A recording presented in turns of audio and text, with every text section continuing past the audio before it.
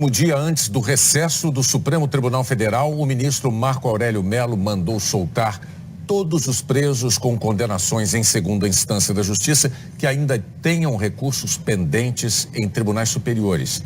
A decisão liminar poderia atingir mais de 150 mil presos. Já era noite quando o presidente do Supremo, o ministro Dias Toffoli, atendeu ao pedido da Procuradora-Geral da República, Raquel Dodge, e derrubou a decisão. O ministro Marco Aurélio Mello atendeu a um pedido do Partido Comunista do Brasil. A decisão era provisória. Na ação, o PCdoB argumentou que a prisão só pode ocorrer após o trânsito em julgado, ou seja, depois de serem esgotados todos os recursos. Desde 2016, o Supremo entende que é possível a prisão após condenação em segunda instância, mas o ministro Marco Aurélio Mello acatou os argumentos da ação.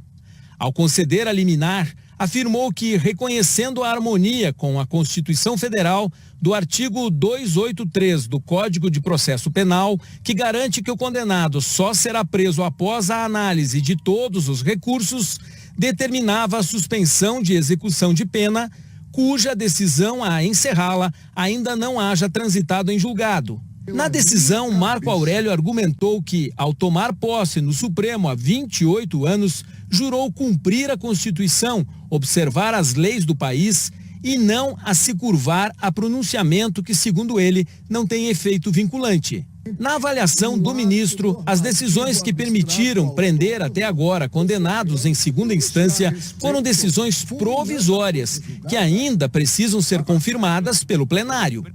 Marco Aurélio afirmou que, de qualquer forma, está-se no Supremo última trincheira da cidadania, se é que continua sendo.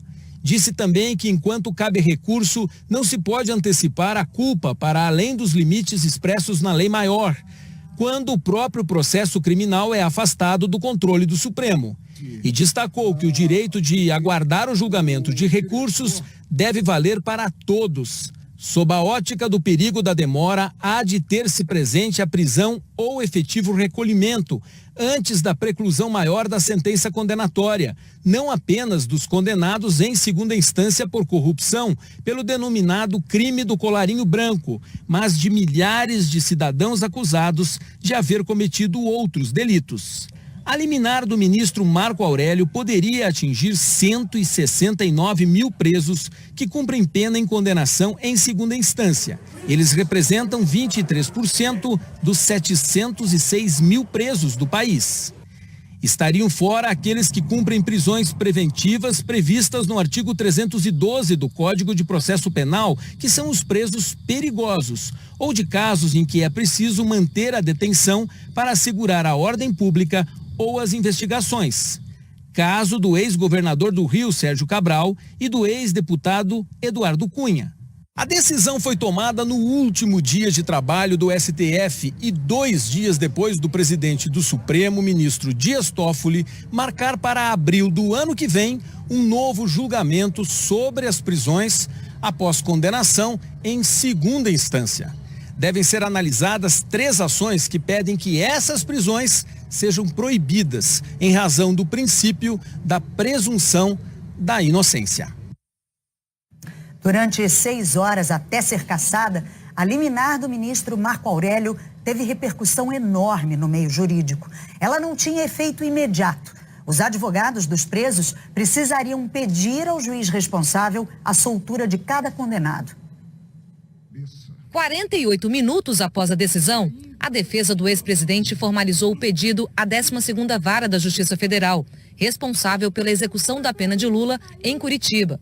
Na petição, os advogados solicitaram a expedição imediata de alvará de soltura, diante da decisão liminar do ministro Marco Aurélio. A juíza Carolina Lebos, que recebeu o pedido, informou que não tinha sido comunicado oficialmente e pediu que o Ministério Público se manifestasse para que só depois ela tomasse uma decisão. Lula foi condenado em segunda instância pelo Tribunal Regional Federal da 4ª Região por corrupção passiva e lavagem de dinheiro, no caso do triplex do Guarujá. Ele começou a cumprir pena em abril deste ano, em Curitiba. Também em abril, o Supremo Tribunal Federal rejeitou por 6 votos a 5 um habeas corpus preventivo para Lula, reafirmando a validade das execuções provisórias de penas. Em Curitiba, os procuradores da Lava Jato criticaram a decisão de Marco Aurélio. Nós entendemos que essa decisão ainda ela contraria o sentimento da sociedade que exige o fim da impunidade.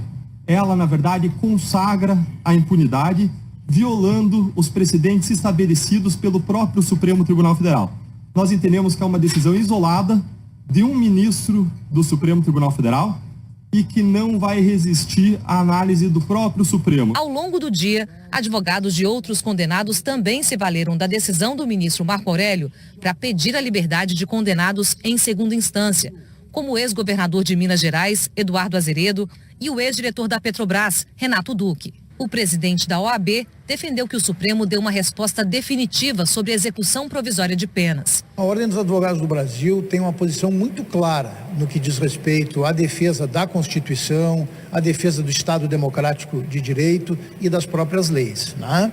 A OAB tem já há bastante tempo defendido que o Supremo Tribunal Federal se debruce a partir do seu plenário sobre esta questão da presunção de inocência para que possamos ter uma decisão uniforme para todo o país e que seja ela geradora de segurança jurídica. O presidente da Associação de Juízes Federais do Brasil disse que a decisão do ministro cria um ambiente de incertezas e destacou que a palavra final sobre o tema é do plenário. O que não pode haver e tem havido é exatamente esse vai e vem, né? O colegiado se decide de um jeito, os ministros individualmente, monocraticamente decidem do outro, e isso dá um sinal muito ruim para todos aqueles que vêm de fora e que não entendem o modelo, o sistema constitucional e principalmente o sistema penal brasileiro. Confere uma grande insegurança jurídica e vai contra tudo aquilo que se espera de um modelo jurídico e de um modelo de uma corte constitucional que defina os limites e os parâmetros mais rígidos da Constituição. Então, como vai se definir isso? É o próprio Supremo que vai ter que definir qual é a posição válida. No fim da tarde, a Procuradora-Geral da República, Raquel Dodge, entrou com recurso no Supremo para derrubar a decisão do ministro Marco Aurélio. Dodge afirmou que a decisão teria o efeito de permitir a soltura, talvez irreversível, de milhares de presos e que a afronta à segurança pública e à ordem pública eram evidentes. Raquel Dodge diz que esse entendimento do Supremo sobre a segunda instância é atual.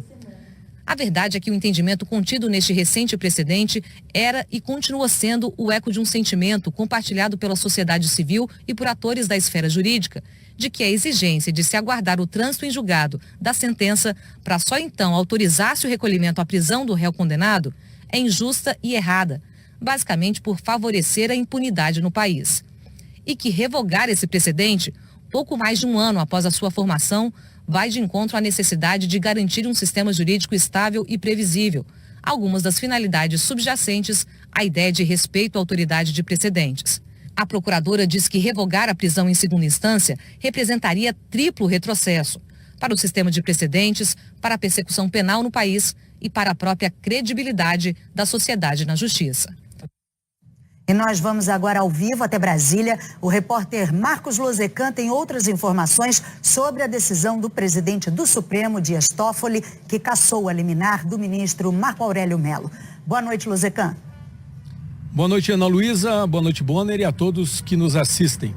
Essa decisão foi tomada numa suspensão de liminar. É o tipo de ação que sempre é analisada pelo presidente da corte, no caso, o ministro Dias Toffoli, independentemente do recesso do judiciário. Embora seja fato que desde as 3 horas da tarde, por conta do início do recesso, o presidente Dias Toffoli estivesse aqui já de plantão.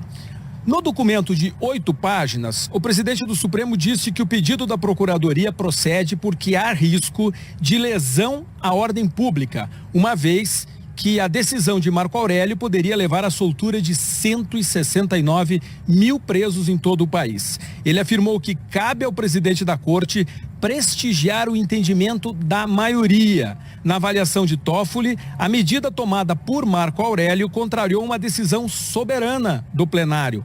Toffoli destacou que, inclusive, já foi tomada pelo Supremo uma decisão vinculante de cumprimento obrigatório em sede de repercussão geral. Isso aconteceu no começo de 2016. Por fim, o presidente do STF também lembrou que esse assunto, esse caso, prisão em segunda instância, ainda vai ser revisitado. O julgamento está marcado para o dia 10 de abril do ano que vem. Ana Luísa, Bonner. Obrigada, Lozecan. A ministra Laurita Vaz, do Superior Tribunal de Justiça, mandou soltar o ex-governador de Mato Grosso do Sul, André Putinelli, e o filho dele, André Putinelli Júnior. Eles foram presos em julho e são réus por lavagem e desvio de dinheiro. A ministra Laurita Vaz considerou que, desde que a denúncia foi recebida, houve um desmantelamento da organização criminosa, mas determinou que, em liberdade, os dois não mantenham contato com os demais investigados. A Procuradora-Geral da República, Raquel Dodge, denunciou o presidente Michel Temer e mais 5 pessoas ao Supremo Tribunal Federal. São suspeitos de atuar para favorecer empresas do setor portuário com a edição de um decreto presidencial. A Gioconda Brasil tem mais informações para a gente. Boa noite, Gioconda.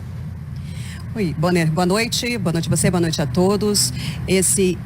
Essa denúncia se refere exatamente ao inquérito, o caso que ficou conhecido como o inquérito dos portos, em que o presidente Michel Temer é suspeito de atuar em favor das empresas do setor em troca de benefícios. Raquel Dodge afirma que as provas juntadas na investigação demonstraram a existência de um pernicioso e perene esquema de troca de favores, cujo epicentro é Michel Temer, configurando um sistema institucionalizado de corrupção. Raquel Dodge quer que Temer seja condenado pelos crimes de corrupção passiva e lavagem de dinheiro.